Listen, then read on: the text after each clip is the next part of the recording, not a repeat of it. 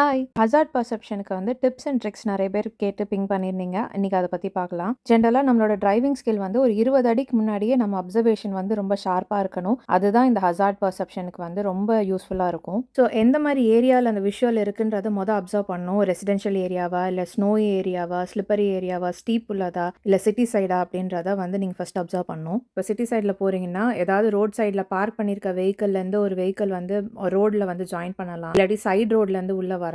Pedestrian crossing இருக்குன்னா நார்மலா walk பண்ணிட்டு இருக்கவங்க டக்குன்னு பெடஸ்ட்ரியன் கிராசிங்ல வர்றதுக்கு வாய்ப்பு இருக்கு. அந்த மாதிரி வந்து வெல் இன் அட்வான்ஸ் வந்து நீங்க வந்து அதை அப்சர்வ் பண்ணிட்டே வரணும். எத்தனை கிளிக் பண்ணலாம்னு சொல்லி கேட்டிருந்தாங்க.